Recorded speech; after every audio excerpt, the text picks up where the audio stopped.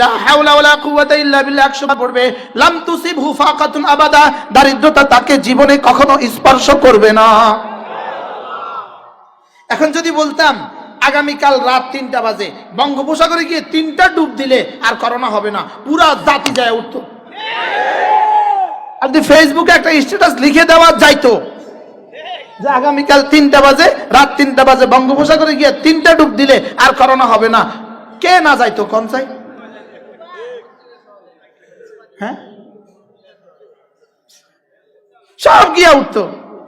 আমি তোমাদেরকে রসুলের বানানো তাবিজ দিলাম, লা হাওলা ওয়ালা কুওয়াতা ইল্লা বিল্লাহ। সকালবেলা যে ঘুম থেকে উঠে ঘর থেকে বের হওয়ার সময় এটা পড়বে, বিসমিল্লাহি তাওয়াক্কালতু আলাল্লাহ, লা হাওলা ওয়ালা কুওয়াতা ইল্লা বিল্লাহ। আল্লাহর নবী বলেন সঙ্গে সঙ্গে আরশ আজিমের মালিক বলে দিবে, হুদিতা কুফিতা, যাও আজকের জন্য বের হয়ে যাও, তোমার কোন দুর্ঘটনা ঘটবে না, পৃথিবীর কোন জীবাণু তোমাকে আকৃষ্ট করবে না, আকর্ষণ করবে না, স্পর্শ করবে না পৃথিবীর কোন জীবাণু তোমাকে। সুবহানাল্লাহ বলবেন না? কে দিয়েছে তাবিজ? মুহাম্মদ সাল্লাল্লাহু আলাইহি ওয়াসাল্লাম। আজ থেকে পড়বো তো ইনশাআল্লাহ। এই লা হাওলার উপরে আমি একটা লেখা লিখছি, লা হাওলার উপরে, এই হলো লা হাওলার উপরে লেখা, এই লা হাওলার উপরে লেখা, লা হাওলা ওয়ালা কুওয়াতা ইল্লা বিল্লাহ। এটা হাজারো অসুখের তাবিজ। আমি বলি বন্ধু, তোমার ছেলে হয় না, তুমি লা হাওলা ওয়ালা কুওয়াতা ইল্লা বিল্লাহ বেশি বেশি পড়ো। তোমার মেয়ে হয় না, লা হাওলা ওয়ালা কুওয়াতা ইল্লা বিল্লাহ বেশি বেশি পড়ো। তোমার ছেলের বিয়ে হয় না, লা হাওলা ওয়ালা কুওয়াতা ইল্লা বিল্লাহ বেশি বেশি পড়ো। মেয়েটা বিয়ে দিয়েছেন, ওর ওখানে সন্তান হয় না, লা হাওলা ওয়ালা কুওয়াতা ইল্লা বিল্লাহ বেশি বেশি পড়েন। ছেলেটা বিদেশে কষ্টে আছে, লা হাওলা ওয়ালা কুওয়াতা ইল্লা বিল্লাহ বেশি বেশি পড়েন। দোকানে বরকত হয় না, লা হাওলা ওয়ালা কুওয়াতা ইল্লা বিল্লাহ। সুবহানাল্লাহ কয় না? চাকরিতে বস নারাজ, লা হাওলা ওয়ালা কুওয়াতা ইল্লা বিল্লাহ পড়ো। অ্যাডভোকেট সাহেব মামলা কম আসে, লা হাওলা ওয়ালা কুওয়াতা ইল্লা বিল্লাহ পড়ো। মামলা তো আছে লেকিন জামিন দেয় না, লা হাওলা ওয়ালা কুওয়াতা ইল্লা বিল্লাহ পড়ো।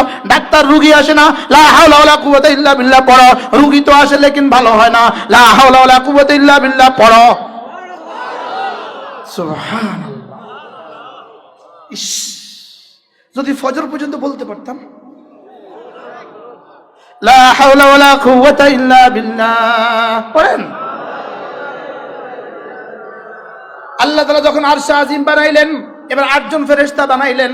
8জন ফেরেশতা বানিয়ে আল্লাহ তাআলা বললেন, তোমরা আরশ আজিমকে কাঁধে নিয়ে দাঁড়িয়ে থাকো। ফেরেশতারা সঙ্গে সঙ্গে বলে উঠলো, আল্লাহ মা এত বড় আরশ আজিম আমরা কেমনে উঠাবো? ও আলাই আজমাতু, আরশের উপরে আপনি সমাসীন, এটাকে আমরা কেমনে উঠাবো? তো আল্লাহ তাআলা বললেন, লা হাওলা ওয়ালা কুওয়াতা ইল্লা বিল্লাহ, এটা বেশি বেশি পড়ো, আরশ আজিম বহন সহজ হয়ে যাবে।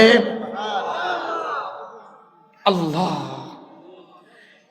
আপনাদের মেহমান এসে গেছে, আল্লাহ তাআলা তৌফিক দান করেন ইনশাআল্লাহ। হুজুর বলবেন, আমরা ছেড়ে দিকে যাচ্ছি। তাইলে এই সবাই পড়েন, লা হাওলা ওয়ালা কুওয়াতা ইল্লা বিল্লাহ পড়েন।